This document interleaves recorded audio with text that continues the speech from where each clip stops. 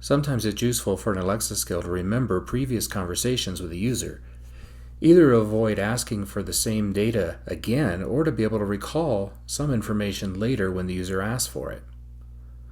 For example, in the skill I've been working on, Mouse Guests, a user might tell the skill when their next trip to Disneyland or Disney World will be. Later, if they want to remember that data and even get a countdown of the number of days until their next trip, they simply just need to ask and the skill will tell them when their next trip will be.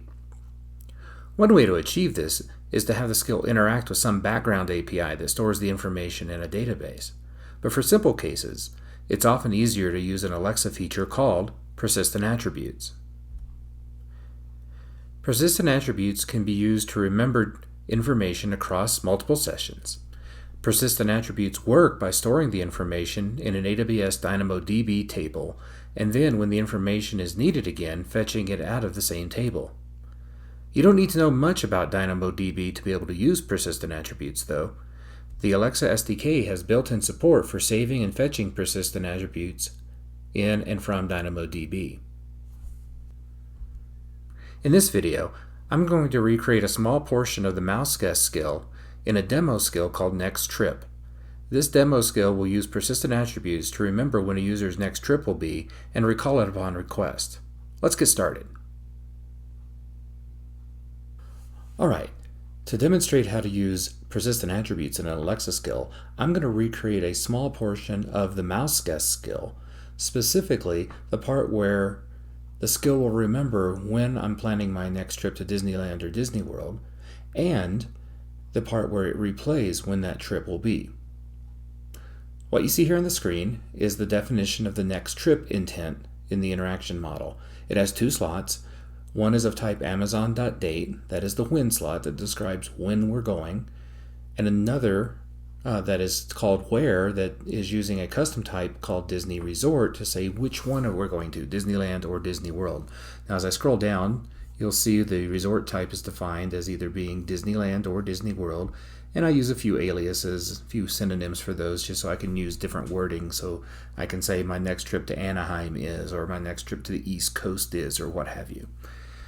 Regardless, that's my Disney Resort type, and up here, once again, is my next trip intent.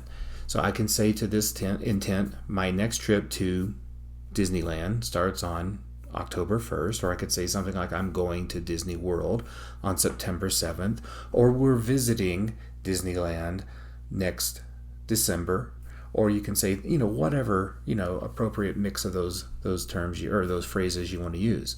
Now later on, I should be able to go to the skill and ask it questions like, when are we going to Disneyland, or when is our Disney World trip? And that is the when next trip intent handler, or when next trip intent is defined. It has one slot of type where. It is, again, type Disney Resort, and so whenever I ask when are we going to Disneyland, it should come back and tell me what it remembered. Great. Let's go take a look at the intent handler, which right now doesn't do any of that stuff. We have a next trip intent handler. It handles the intent just fine. It does pull the slots out. It pulls out the where slot and its value and its ID, because we're going to use those a little bit later. It also pulls out the when slot's value. But right now, it kind of lies to us a little and says, okay, I'll remember that you're going to wherever the where slot is on whatever the when slot is. And that's all it says. It just simply says that and does nothing and doesn't remember anything. Meanwhile, the when next trip intent handler, it says things like, I have no idea when you're going to Disneyland, or I have no idea when you're going to Disney World. It pulls those slot values out, but it doesn't really use them for anything other than just to echo out the where slot value. So what we need to do is to add persistent attributes and persist those to the session so that the skill will be able to remember when our next trip is and be able to replay it to us a little bit later on. All right, the first step in doing that is we're going to go to our project. We're going to add a dependency for a DynamoDB persistence adapter. So the way we do that is going to say npm install prefix, because our actual Lambda code is in a directory called Lambda. So prefix Lambda ask SDK DynamoDB persistence adapter. And we hit enter. It's going to go add that to our package.json, and everything should be good. Now we need to come back over to our code, and we're going to add the DynamoDB persistence adapter as one of our requirements. So const DynamoDB persistence, make sure I type it right, persistence adapter, and we're going to say require ask SDK Dynamo persistence adapter. Great. Now the next thing we need to do is declare our persistence adapter. And there's a couple ways to do that, kind of depending on whether or not the skill in question is an Alexa hosted skill or an AWS Lambda hosted skill. For example, if it was an AWS Lambda hosted skill, you would want to do something like this: persistence adapter equal new DynamoDB persistence adapter, and we're going to pass in an object to it describing the configuration for that adapter. And at this point, if this were a Lambda hosted skill, we would say, whatever the table name is, some table name that we want to use. Maybe we call it next trip table or something. Whatever you want to name the table is up to you. And you would have to tell it create table true, because that table probably doesn't exist already, unless of course you've already created it, and then you can say create table false, but it's up to you.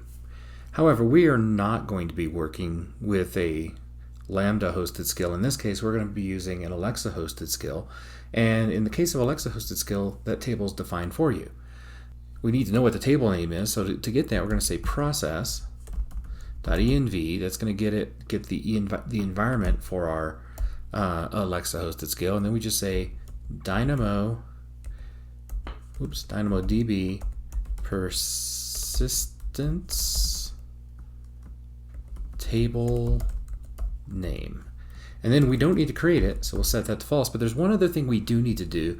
We need to help it out a little bit so that it understands what region that our table is working in. So we're going to say something along the lines of, oops, I have two R's there. Need to fix that. Okay, fix that. Now we're going to say DynamoDB, capital B, client, and we're going to set it to new AWS.DynamoDB. Going to pass in an object to configure that, and the specific thing we're going to set is API version latest. And I'm going to put this on another line just so it's a little bit easier to read. And we're going to set also the region, which is process.env.dynamodb, but it's like the one before. We said DynamoDB persistence table name, but instead of persistence table name, it's persistence region. All right, I believe I got all that in place and correct, except for that semicolon is not necessary there. Great, now we have our persistence adapter defined. We just need to register it with the skill builder. That's down here at the bottom, as you'll recall from other skills we've worked on. We have down here our skill builder. It defines where all the handlers are defined, error handlers and whatnot. We're just going to toss in a line right here in the middle that says with persistence adapter and pass in persistence adapter that we defined at the top. Great. Now we just need to flesh out the intent handlers and we're ready to roll. So let's roll back up here to the top, and under next trip intent handler, we're going to have to do, oh, I forgot one thing. Back up a little bit.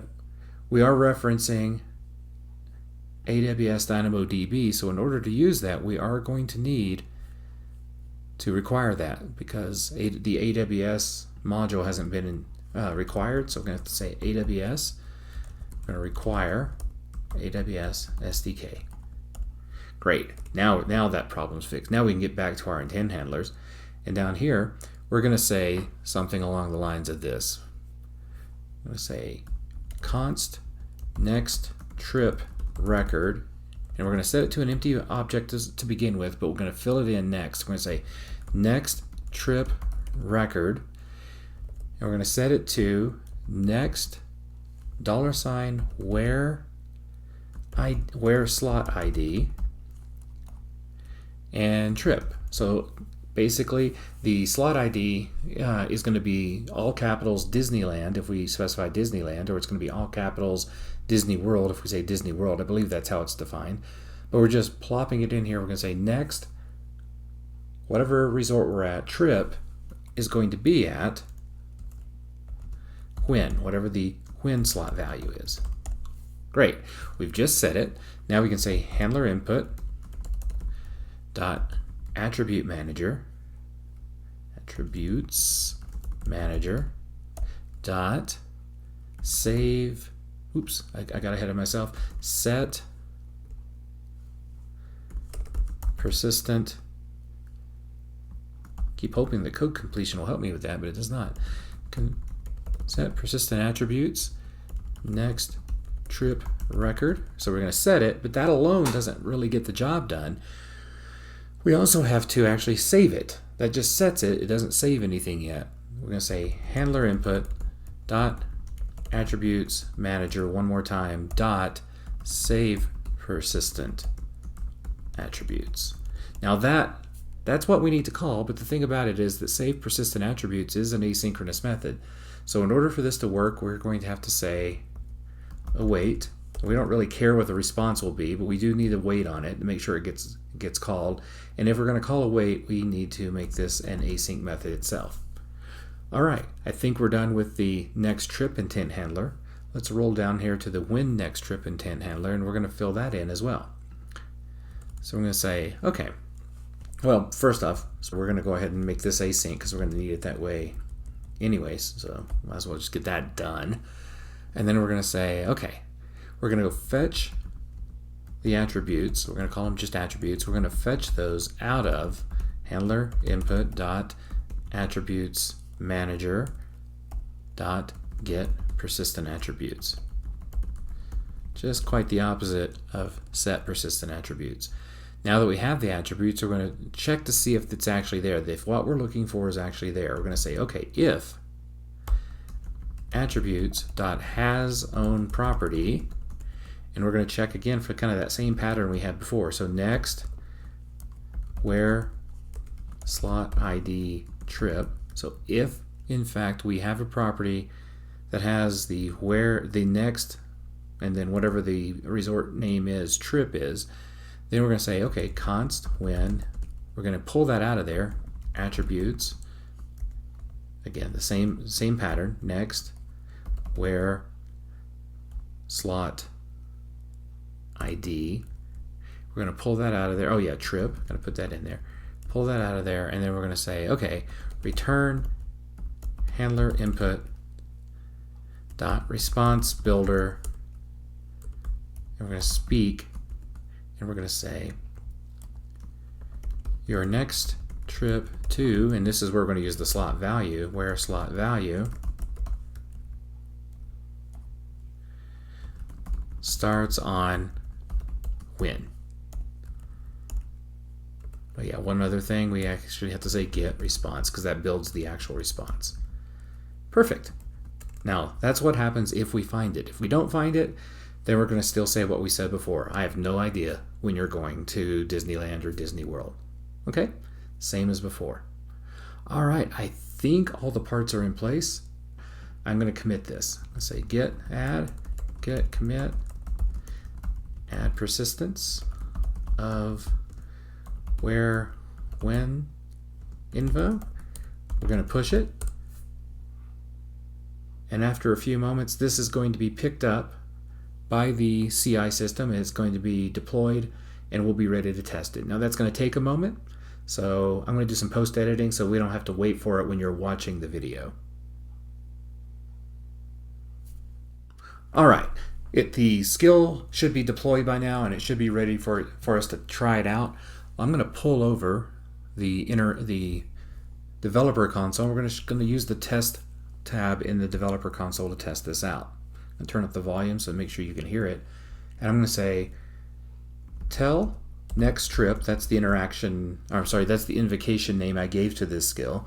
I'm going to say tell next trip, I am going to Disneyland on September 15th. I'm really not, but let's just say I am for the sake of testing. Okay. I'll remember that you're going to Disneyland on September 15th, 2022. Now, if this really did work, I should be able to come back and ask when I'm going to Disneyland, and Alexa should be able to tell me that. Now, to prove that this is in a brand new session, I'm just going to refresh the page. Now she should be able to remember, even possibly weeks later when I come back to the skill, ask, next trip, when am I going to Disneyland? Your next trip to Disneyland starts on September 15th, 2022. So fantastic. She remembered when my next trip is. I can try that again. Tell next trip I am going to Disneyland, or how about Disney World this time? Disney World on October 1st. Okay, I'll remember that you're going to Disney World on October 1st, 2022. Now let's ask her when we're going. Ask next trip, when am I going to Disney World? Your next trip to Disney World starts on October 1st, 2022. All right, and there you go. There's a demo of how to use persistent attributes to remember things across sessions in your Alexa skill. Adding the ability for a skill to remember information across sessions makes Alexa seem more engaged with the user and avoids unnecessary questioning later to remember certain details. Persistent attributes are an Alexa skill feature that can store information provided by the user or otherwise derived in a response to an utterance in a DynamoDB table for later retrieval. In this video, we've demonstrated using persistent attributes by showing how to remember a user's trip to Disneyland or Disney World and storing the date for that trip in a DynamoDB table via persistent attributes. Then, when the user asks, when is my next trip, that information was fetched via persistent attributes from the DynamoDB table and replayed back to the user. If you enjoyed this video, check out my books. The book on the left, Build Talking Apps for Alexa, covers a lot of the information shown in this video as well as other videos I'm doing on working with voice apps. So check it out. It's a great introduction to developing voice-first, hands-free interaction applications for Alexa. Also, I'm the author of Spring in Action, now in its 6th edition. Has nothing to do with building voice apps unless, of course, you're using Spring to build a back-end API for your voice app. Covers all facets of the Spring framework as well as Spring Boot, Spring Security, and other elements in the Spring ecosystem. And finally, thank you for watching. I hope you enjoyed this video. Tell your friends, share it on Twitter, share it on LinkedIn, and see you next time.